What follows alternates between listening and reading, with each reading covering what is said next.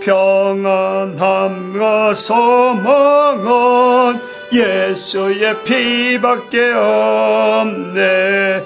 나의 하나님 값은 예수의 피밖에 없네. 예수의 흘린 피 날 희게 하오니 귀하고 귀하다. 예수의 피밖에 없네. 주여. 하나님 말씀 에스겔서 32장입니다. 에스겔서 32장 1절에서 끝절까지 말씀 교독합니다. 1절 말씀 제가 먼저 받들어 봉독드립니다. 제12년 12월 초 1일에 여호와의 말씀이 내게 임하여 가라사대 인제 너는 애굽 왕 바로에 대하여 애가를 불러 그에게 이르라. 너를 열국에서 젊은 사자에 비하였더니 실상은 바다 가운데 큰 악어라. 강에서 뛰어 일어나 발로 물을 요동하여 그 강을 더럽혔도다. 에스겔서 32장입니다. 에스겔서 32장 13절 다시는 그 물을 흐리지 못할 것이며 다시는 그 물을 흐리지 못한다. 이 흐리지 못한다라는 것은 물을 흐리게 하는 것, 그 행위를 이제 더 못한다. 근데 물을 흐린다라는 것은 애굽의 그 교만, 이 강이 내 강이 내가 만들었다 하던 그 30장에서인가요? 그 나오는 내용 있잖아요.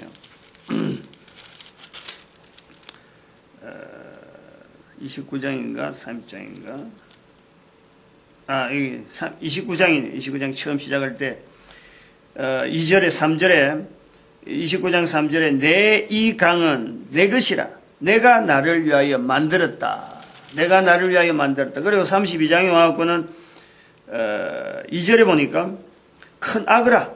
바다 가운데 큰 악어다.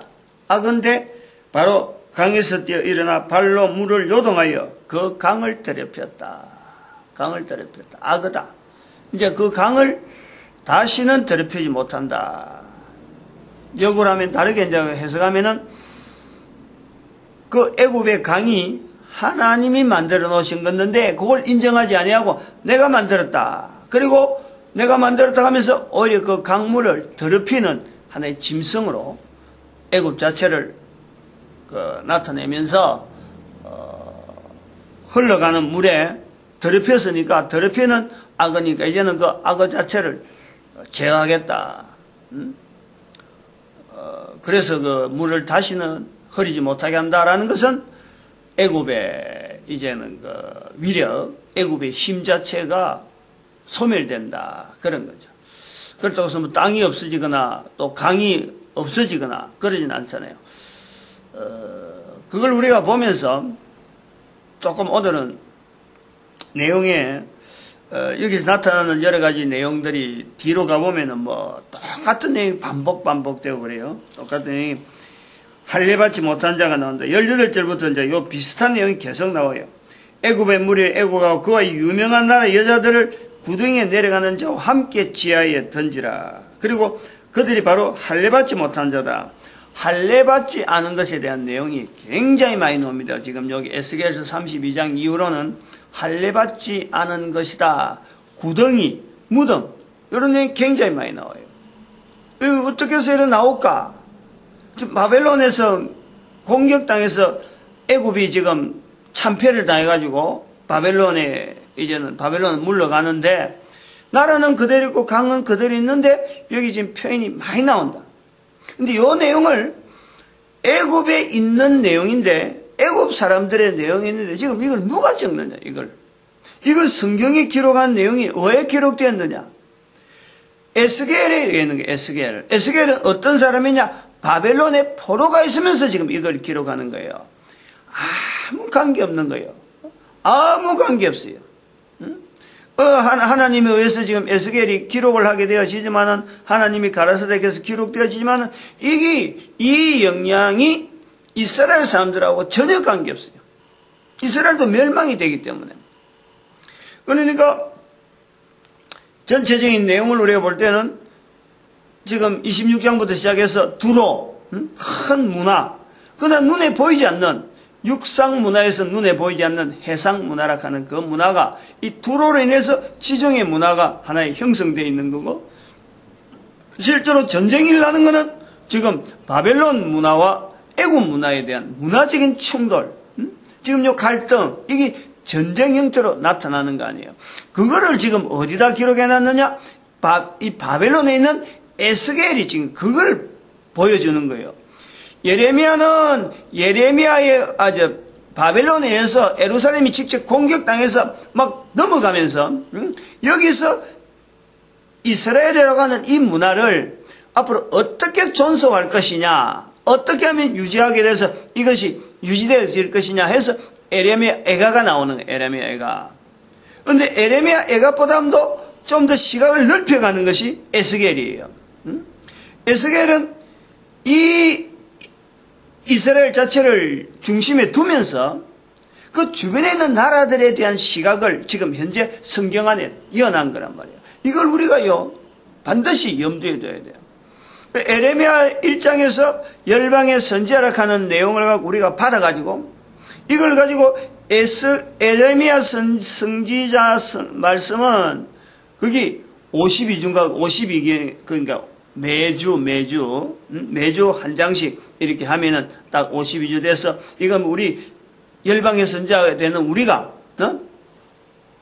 계속해서 에레미야 선지서를 통해서 열방의 선지자라 하는 이것이 뭐냐 하고 실험을 하는 그런 내용이라 그러면은 에스겔서는 받아서 이것이 이제는 열방의 선지자가 전 인류를 향해서 다섯 가지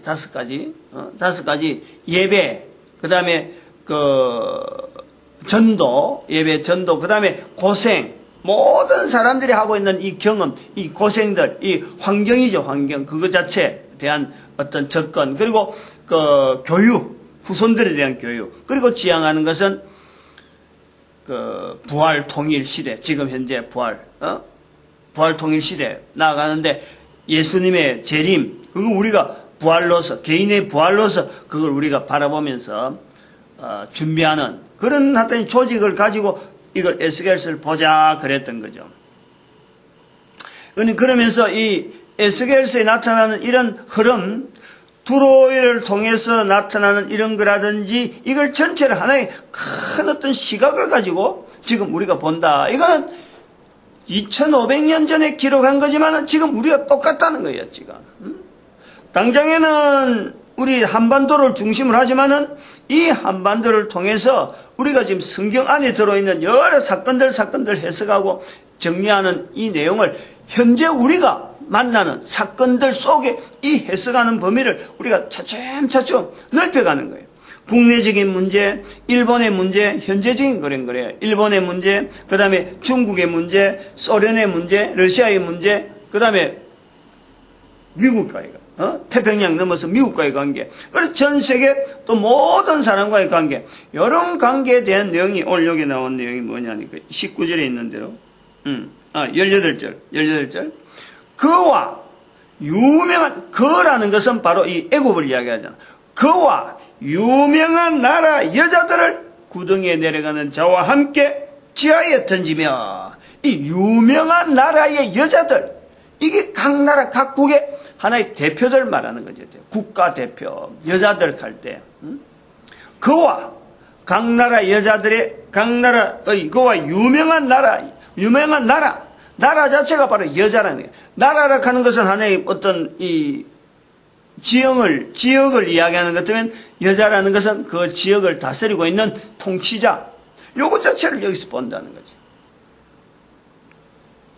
그와 유명한 나라 여자들을 구덩이에 내려간 자와 함께 지하에 던지며, 지하에 던진다, 할례받지 못한 자들이다 하고요 표현을 많이 하는데, 문화적인 큰 시각을 보면서 지금 이걸 성경 안에 기록해놓은 에스겔 선지자, 바벨론에 포로가지고 여기 있으면서 에스겔 자체가 나름대로 자기가 깨닫는 거예요.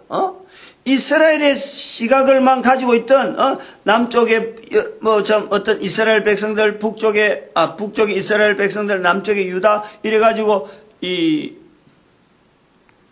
선지 활동을 하던 일반 선지자들의 내용하고 에스겔은 지금 바벨론에 가본 적 거기서 보는 이 시각이 나타나는 현상이 있는 거예요. 영향을 받고 바벨론에서 영향을 받고 또 바벨론 문화를 들어보니까 이 전 어떤 흐름에 대해서 흘러가는 것을 그 당시 시대적인 상황을 묘사를 하는 거지만은 실제로 오늘 이걸 우리가 멀리서 보면요, 2500년 지나서 다 우리도 관계없고 아무 관계없는 것인데 바로 이런 것을 통해서 결국은 세계 인류의 문화가 어떤 흐름으로서 계속 흘러가는 거예요. 그 흘러가는 모습이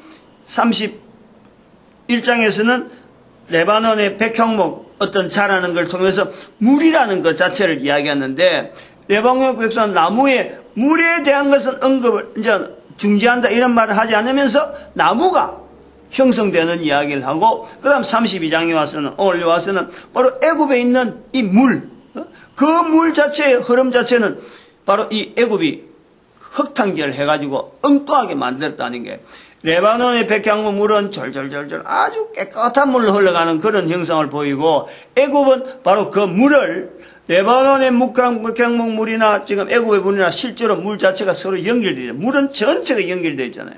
전체인데 그 물은 애굽에서 지금 더럽히는 물로 나타나니까 다시는 그 물을 더럽히지 않겠다라는 것을 우리가 보면서 애굽의 문화에 대한 그 멸망을 무너지는 것을 그것 자체를 이제 더 이상 이거 자체가 계속되면 안 되겠다라는 것을 우리가 본다는 거예요. 왜 그렇게 보느냐? 바벨론에 대해서 지금 에스겔 선지자가 들어가서 지금 있는 것 자체도 바벨론에 대한 것 자체를 잘했다. 너희들이 잘했으니까 앞으로 이스라엘 백성들이 정말 바벨론 와서 이주하고 살아라. 이런 내용은 아니잖아요. 그러니까 바벨론 자체를 상황을 보면서 지금 여러 주변 나라에 대한 내용을 성경에 기록해놓은 것은 바벨론 자체도 결국에는 이게 오래 못 가는 그 문화고, 두로라고 하는, 두로를 통해서 해상 문화라고 하는 이 자체도 자기들만 딱 가지고 이야기가 여기서 우리가 왕이다, 신이다 할 정도로 더 이상 자기들이 멸망될 수 있는 요소가 없었는데 바벨론이 움직임으로서 이 멸망된 거예요. 그러니까 여기 멸망 자체가 참 견고한 두로가 멸망된 것을 우리가 성경에 에스겔에서 지금 보는 거죠. 에스겔도 이 멸망이 앞으로 500년 후에, 앞으로 1000년 후에 이게 어떤 영향을 미치고 이런 건 모르는 거예요. 이걸 언급은 안 해놓은 거예요. 할 필요도 없는 거예요. 그냥 단순히 우리한테 이게 멸망된다 하는 것에 대한 그 언급을 자기가 보는 시각으로 하나님께 주시는 섭리에 의해서 기록은 해놨단 말이에요. 기록은 해놓은 거예요. 근데 우리는 그 역사를 알잖아요, 역사를. 2500년의 역사를, 그 전에 있는 역사를 우리가 보고 객관화시켜 본 적, 이거는 큰 문화의 어떤 멸망, 문화의 어떤 발달, 그리고 그 문화가 가지고 있는 특징을 염두에 두면서 언급해놓은 이거인데, 여기서 하나의 우리 인류 역사에 있었던 흔적들을 우리는 발견한다. 그럼 그런 흔적들을 발견한다는 것은 바로 지금에 있는 우리가 이 성경에서 나타난 이런 역사적인 흔적 자체를 지금 우리가 그것을 참고로 해가지고 우리 주변에 있는 내용들에 대해서 지금 이 보는 시각을 에스겔을 통해서 하나님께서 보여주시는 그 내용을 오늘 우리를 통해서, 열방의 선지자를 하는 우리를 통해서 하나님께서 우리를 통해서 뭘 원하시는 건가 하는 이 준비하는 자세라든지, 그 다음에 행동하는 거라든지, 미래지향적으로 뭘 나타낸다는 이런 걸 하는 데에, 그때의 에스겔을 통해서 기록하게 하신 하나님, 바벨론과 애국과 두로라고 하는 이 큰 어떤 새 문화에 대한 이 정리하는 이런 과정을 보면서 우리 민족이 나아가는 걸음에 지표를 삼는다든지 이럴 때 이게 하지 말라라고 하는 법이 있느냐. 이런 거 하면 안 된다. 이럴 내용이 없는 거예요. 우리가 읽는 사람이, 성경을 두는 사람 보는 눈이, 이게 먼저 선입견을 가지고 이거 우리가 볼 거야 근데 라고 보는 우리가 문제지, 성경의 자체에 있는 기록 자체가 왜 너희들 내가 안 보느냐, 이거 봐라 이렇게 하진 않아요. 보는 사람이 보고, 읽는 사람이 읽고, 책을 여는 사람이 열고, 이 성경을 통해서 바로 여기서 나를 향해서, 우리 국가를 향해서, 온 인류를 향해서 뭔가 지금 말씀하고 있다는 것을 깨달았고, 예를 쓰면 쓸수록요 반드시 여기는 보물과 같은 어마어마한 해답을요 우리 일반 사람들이 도무지 생각하지 못한 그런 어떤 방법들이 해결하는데 막 나온다니까요. 여기는 왜냐하면 2500년 전의 상황을 하나님에 의해서 에스겔이 기록해놨는데, 이것이 2500년 동안 그냥 흘러가는 그냥 어떤 사건으로 봤는데, 이것이 성경의 기록을 통해서 하나의 역사적인 사건에서 어떤 큰 문화적인 이런 변화를 우리한테 알려준다라는 것은, 지금 있는 변화를 언젠가는 다음에 후손들이요 다 영향받아서 나타날 텐데, 이 변화를 지향하는 나타나는 일들에 이 변화를 미리 우리가 예측을 하고, 가능하다니까, 예측이 가능하고 방향 자체를 설정할 수 있고. 왜냐하면 여기 에스겔서를 통해서 또 성경 전체가 나타나는 이 방향성 자체가요 결국에는 모든 인류가 가야 될 방향이기 때문에, 모든 인류가 바로 이런 에스겔서하고 신약하고 전혀 관계없는 이런 전혀 내용 자체를 기록할 때는요 서로 간에 연락하거나 뭐 아무것도 없는데, 서로 의존하고 하는 게 아무것도 없어요. 그러나 지향하는 것은 우리가 이 성경을 통해서 구약의 내용, 수많은 수천 년 전, 이보다 더 오래전, 1000년 전의 기록이 지금 현재 이 에스겔서에 있는 지금 현재 1000년에 여기 기록이 나온 게 2500년 전인데, 그보다 1000년 전, 한 3500년 전의 내용이 2500년 전에 기록한 내용하고 연결돼가고, 그 기록이 2500년 기록이 지금에 맞아가고, 앞으로도 그럼 이 방향으로 이 내용이 연결된다는 것은 성경의 내용의 방향이 일정하다는 거예요. 일정하다는 거예요. 그 일정한 방향 중에 하나가요 바로 우리가 알 수 있는 게 뭐냐니까 디모데전서 2장 4절이라니까요. 모든 사람이 구원을 받으면 모든 사람이 진리를 하는데 이러기를 바라고, 그 진리라는 것에 대해서 우리가 행할 수 있는 진리로서 마태복음 10장 32절에 있는 입으로 예수님을 시인하도록, 이거 자체가 모든 사람에게 나타나야 되는 방향이 있다니까. 그것을 통해서 빌립보서 2장 9절에서 11절 말씀에 가장 높은 이름에 예수 이름을 두고 모든 인간들의 무릎이 예수 그리스도 앞에 무릎을 꿇고 예수를 주라 신한단 말이에요. 모든 인류가 이 방향이 있다는 거예요. 이 방향이. 그러니까 여기서 제외될 인간이 아무도 없기 때문에 2500년의 이 내용을 가지고 오늘 우리가 열방의 선지자가 이 내용을 지금의 우리가 살아가는데, 개인은 개인이고 국가, 사회는 사회대로, 온 인류는 인류대로 이 내용을 적용을 하면은 그 방향이 있기 때문에, 이 방향성 성경 전체가 나가는 방향이기 때문에 그 방향에 맞춰서 가는 국가가 되기 때문에 이 국가가요 탄탄해진다는 거예요. 탄탄해진다. 그래서 애굽을 통해서 우리가 어저께 본 거는 애굽의 성경적 위치예요. 성경적 위치. 애굽의 성경적 위치라는 것은 바로 바벨론하고 비교하는 거예요.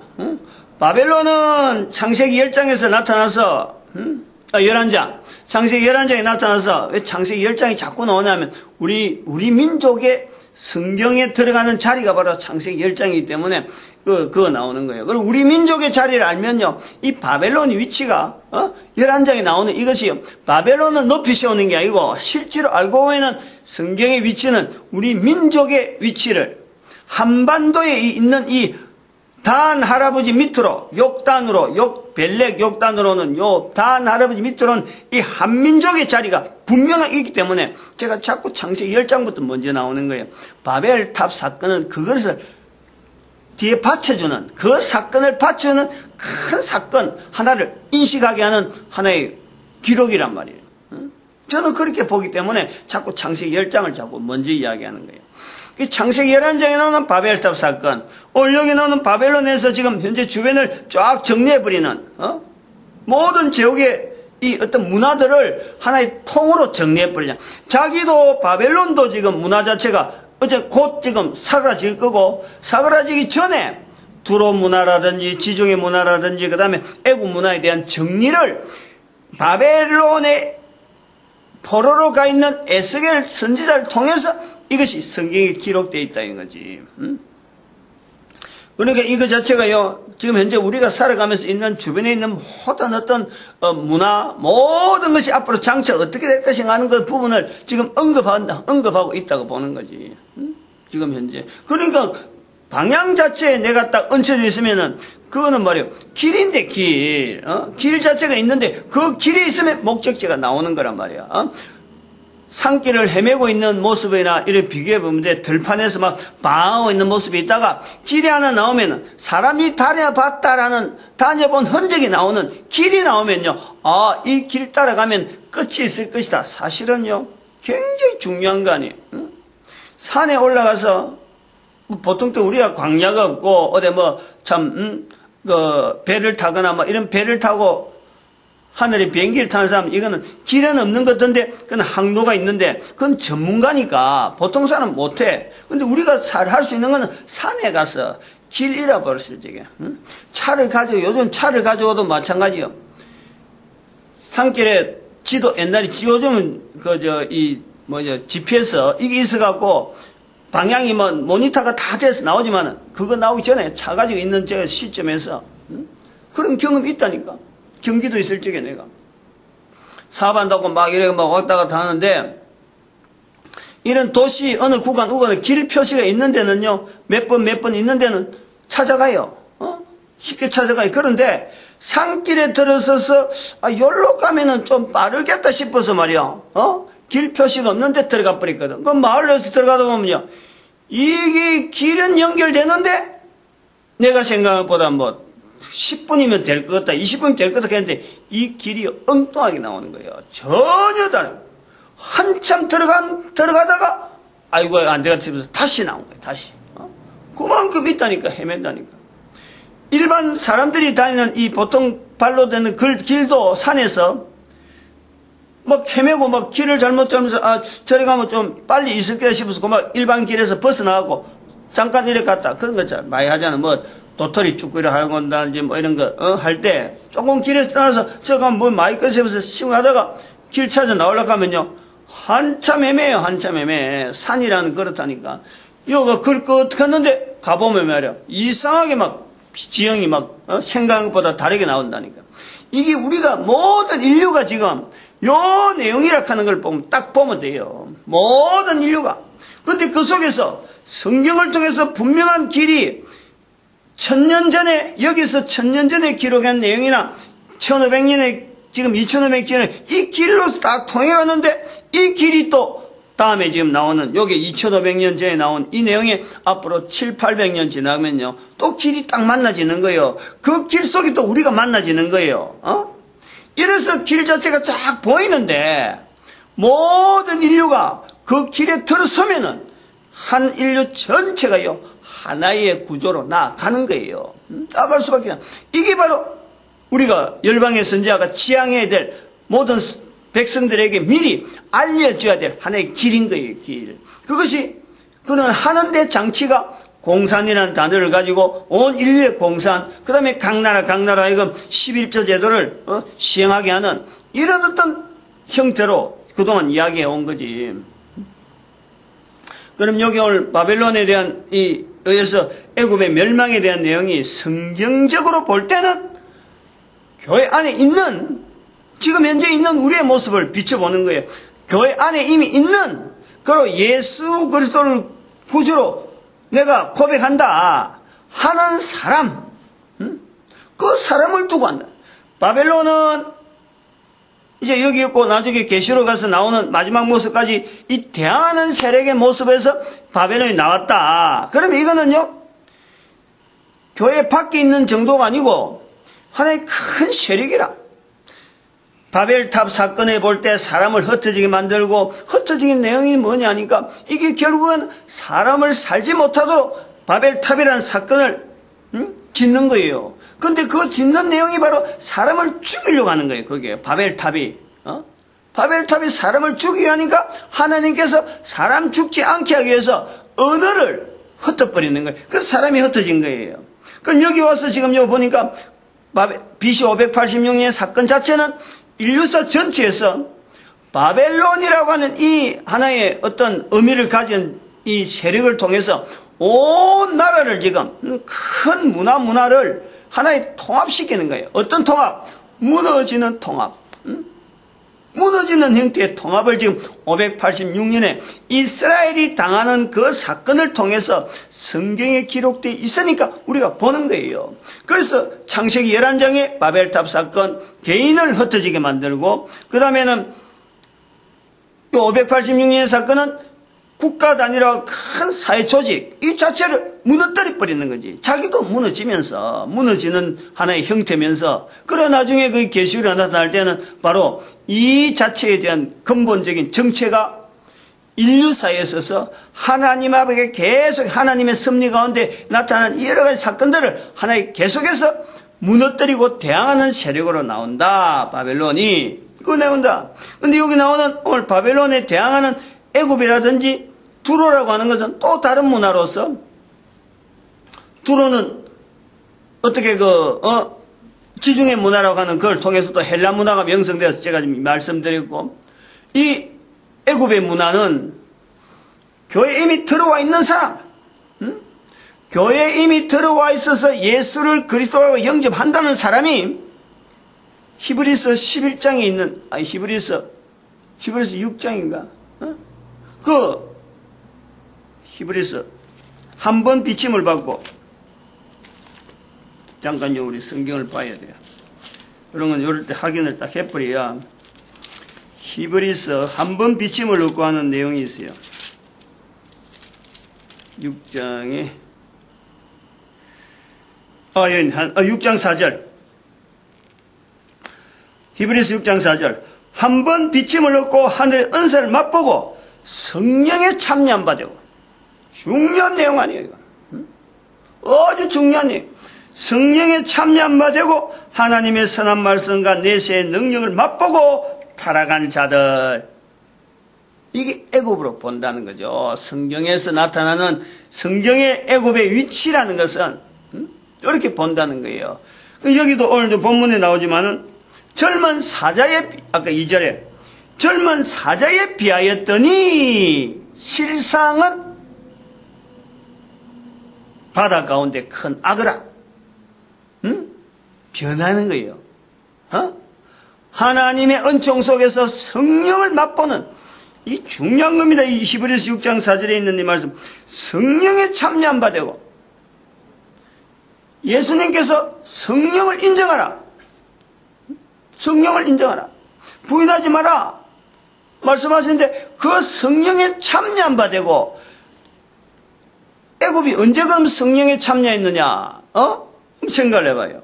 이게 바로 창세기 41장 38절, 우리가 주일 새벽에, 주일에 한다, 2014년이잖아, 지금. 2014년 1월 1일 첫 주부터 52절을 성령님 진리 지혜 교회, 이 제목만 갖고 나가겠다 하는데, 그 지금 현재 있는 본문이 몇 주 동안, 지금 10몇 주 동안, 창세기 41장 38절, 그게 바로가 요셉을 향해서 하나님의 이와 같이 하나님의 신이 감동한 사람을 우리가 어찌 얻을 수 있으려? 바로 하나님의 신에 대한 표현을 바로 이 시대에 성령에 감동한 자로서 우리가 인정하는 거예요. 그래서 그것부터 성경이 나온다 하는 것을 지금 설명해 왔던 거지. 그러면 성령에 참여한 바는 애굽이라는 자리가 분명히 있다. 그 애굽이라는 자리가 성령에 참여했다라고 할 때 젊은 사자처럼 힘을 가지고 하나의 전체적인 어떤 리드하는 자리로서 하나에 나가는 것처럼 보였는데, 실상은 바다 가운데 악어다. 저기 떨어지면서 악어인데 사자는 물을 그냥 혜택을 보잖아요. 물이 가만히 하는데 사자가 물하고 관계없잖아요. 물을 가지고 사자가 움직이는 거 아니란 말이에요. 그런데 실제로는 그 물의 흐름을, 요 물의 흐름이라 볼 때 31장에서 보는 거는 백향목, 물, 생명수잖아, 생명수. 근데 여기 와서 이 생명수 흐르는 데서 흙탕질 하는 32장의 애굽의 모습, 악어의 모습이 나오면서 아까 히브리서 6장 4절에 있는 한 번 비침을 얻고, 하늘의 은사를 맛보고, 하늘의 은사가 뭐예요? 천국에 대한 소망을 분명히 가지는 거예요. 내가 천국, 그리고 전도한다 하는 이런 자체가요, 내가 분명히 전도한다. 전도자의 어떤 길도요, 분명히 가지고 있었어요. 내가 볼 땐 전도라 하는 그게 포커스가 있대. 뭐 교회에서 신앙생활 한다고 막, 장로가 되고, 집사도 되고, 목사도 되고, 교황도 되고, 뭐 대통령도 되고, 수많은 어떤 직분들이 충분하게 있었음에도 불구하고 성령에 참여한 바가 됐지만은 타락한다는 거야. 타락. 타락한다. 그 타락에서 나오는 내용이 애굽을 통해서 우리가 보면서 바로 이 이스라엘 자체도 하나님 앞에서 분명한 이런 자리를 다 가졌잖아요. 그래서 하나님 타락한 모습을 보는 거예요. 이스라엘을 비추보면서 애굽의 타락한 모습을 이스라엘을 비추보면서 오늘 열방의 선지자들과 타락할 수 있는 존재라는 거지. 바로 내 개인도 분명히 타락할 수 있는 존재라는 거예요. 그럼 계속해서 타락하지 않게 붙잡아야 되는데, 붙잡으려고 그러면은 자체를, 내가 이 타락이라는 자체에 대한 이 자체를요, 내가 깨달아야 되는 거예요. 알아야 되는 거예요. 현재 우리 위치를 알아야 되는 거예요. 그 알아가는 데에 우리가 에레미야 성경이라든지 이 에스겔 성경을 통해서 계속해서 내 거 시대 현재적으로 계속해서 마찰해 봐야 돼. 계속해서 부딪혀보고 나로 하여금 지금 벗어야 될 게 뭔지 빼내야 될 게 뭔지 하는 요소들을 자꾸 걸러내야지 가만히 있는 데는 절대 안 된다. 절대 안 된다.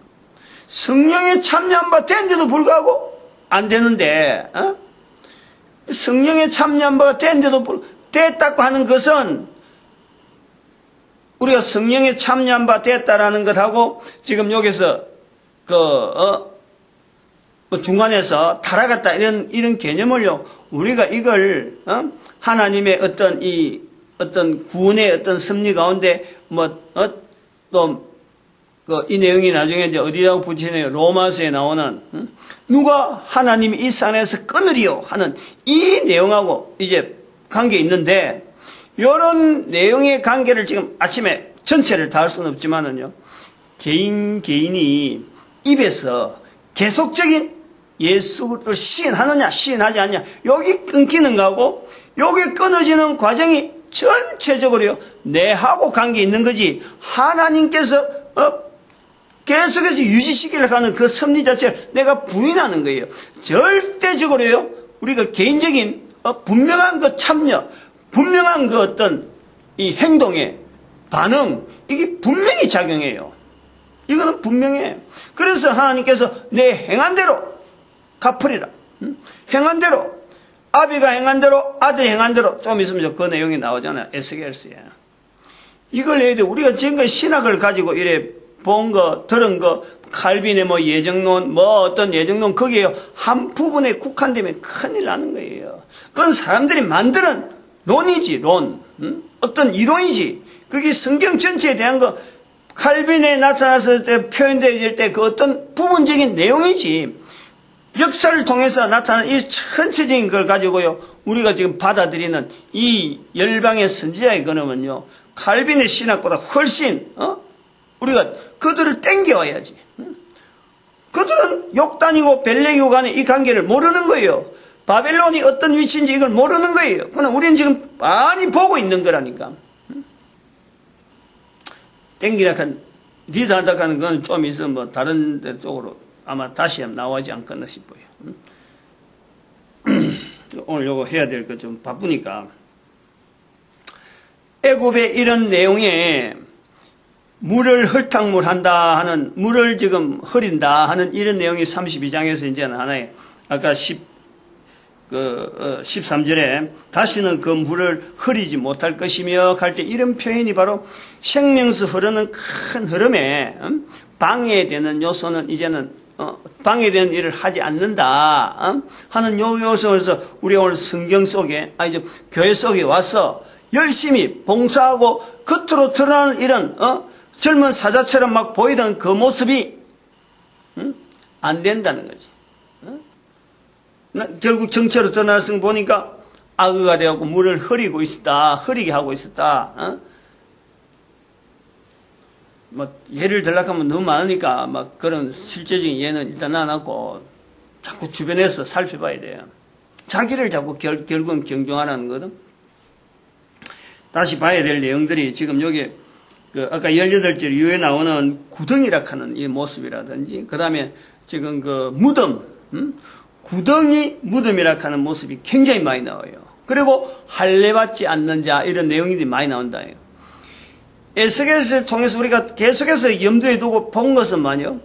에스겔서가 가지고 있는 특징, 바벨론이라는 문화 속에서 지금 그 문화를 그 환경 속에서 나오는 언어, 그것이 나중에 신약이 영향을 준다. 그리고 또 한편 우리는 이걸 또 살펴야 될 것은요. 이런 여러 가지 열국의 여러 가지 큰 흐름, 바벨론 문화, 두로의 문화, 애굽의 문화, 이 충돌에 되어진 이런 내용들을 표현하는 에스겔의 이 표현은요.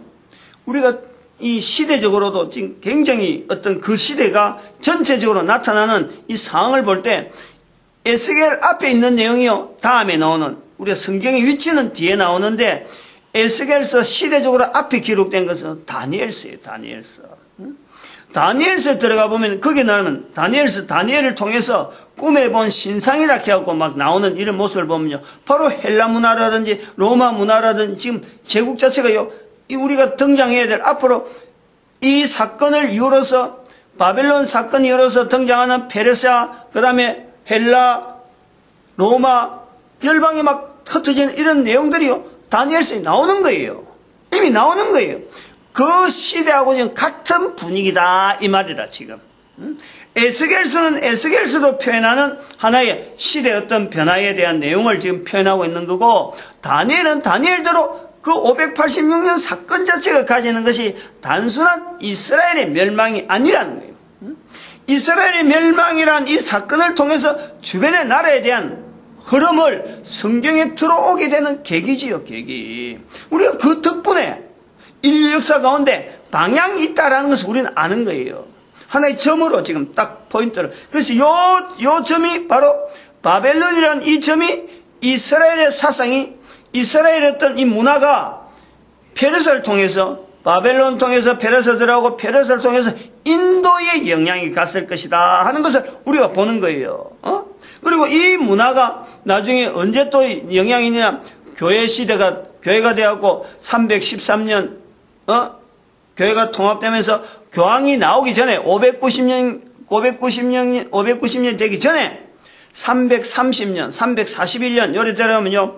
이게 네스토리우스 파라카는 이 파가 나중에 이 진로를 통해서 이러한 이 진로를 통해서 나중에 중국까지 들어간다니까. 이 복음의 흐름을 보는 거예요. 이 흐름이 모든 사람을 예수 그리스도에 무릎 꿇게 만드는 하나님의 큰 섭리 가운데 있다. 그러면 오늘 에스겔 32장에 나오는 무덤, 할례받지 않는 자에 대한 말이 많이 나온다. 여기 지금 이 말이 나오면서 사람들이 죽어서 무덤에 간다, 엄부다, 구덩이다 하는 이런 표현이 신약에 천국하고 관계 있고 지옥하고 관계 있다는 거예요. 천국에서 나오는 지옥, 천국에 나선 천국. 요 내용이 이 다윗으로부터 천국이라 하는 어떤 형성되어지는 하나님의 나라에 대한 형성에 대한 내용이 이스라엘 백성들 하여금 하나님의 나라를 기다리는 내용이 이 바벨론 포로를 통해서 하나님 나라를 기다리는 거예요. 그 하나님 나라를 기다리는데 여기 하나님 나라는 하나님이 통치하는 이스라엘 백성들에 대한 개념으로 쭉 있다가 하나님이 직접 통치하는 이스라엘 백성들, 그래서 멸망되지 않는 그 나라를 하고 있다가 이게 하나님 나라에 대한 개념이 바울을 통해서 하나님 나라에 들어가는 이 개념으로 바뀐다는 거예요. 다윗이 바울의 표현에서 나오는 이 변화를 우리가 오늘 여기서 나오는 이 에스겔 선지자라 하는 이 흐름을 통해서 구덩이 들어간다. 그러면 지금 이 바벨론에 와 있는 자체가 예루살렘에서 이 가나안 땅에서 바벨론에 왔잖아요, 지금. 근데 그 와 있는 자리가 후대에서 볼 적에는 하나님의 통치하는 그 섭리가 이스라엘만 가나안 땅에만 있었으면은 그러면 여기서 전체적으로 그럼 끝이 나는 건데 이 하나님의 통치하는 섭리가 옮겨가는 거예요. 바벨론을 옮겨가는 거예요. 거기서 조그마한 바벨론에 있는 이 포로가 결국에는 그 영향이 바벨론 전체, 제국 전체에 영향이 훑어가는 거예요. 그게 누구한테 나타나냐? 다니엘서에서 나타난단 말이야. 다니엘서. 한쪽에서는 선지자가 조그마한 강변에서 있어서 선지자하면은 그 안에 왕궁 속에서는 다니엘이 전체를 통치하는데 관계되어지는 거예요. 결국에는 겉에서 보면은 성경을 통해서 보면은 바울의 입장이나 보면은 바로 하나님의 나라가 이 예루살렘에 있던 이 하나님의 나라가 팔레스타인에 있던 하나님의 나라가 지금 바벨론에 지금 옮겨가 있는 거예요. 즉 하나님의 나라에 대한 이스라엘 백성들이 하나님의 통치, 하나님의 개념 기다리고 있었는데 그리스도를 십자가에 못 박아버리잖아요. 이 그리스도를 전하는 바울로 볼 때는 이스라엘 백성들이 기다리던 그 하나님 나라, 오는 하나님 나라지만은 전하는 바울의 입장에서 볼 때에는 하나님 나라에 자기가 들어가는, 지금 이래 그냥 단순하게 임해지는 하나님 나라, 그래서 모든 사람들이 하나님을 인정하는 그런 자리로 지금 현재 있는 이 이스라엘 백성들의 바울의 입장에 볼 때는 이게 그것 갖고는 안 되니까 자기 있는 시대에 이스라엘 백성들이 그 당시에 유대인들은 하나님의 통치를 임재를 기다렸는데 바울은 거기에 비해서 하나님 앞에 하나님 나라에 개인이 지금 들어가면서 하나님 나라가 임해진다라는 것을 보는 거예요.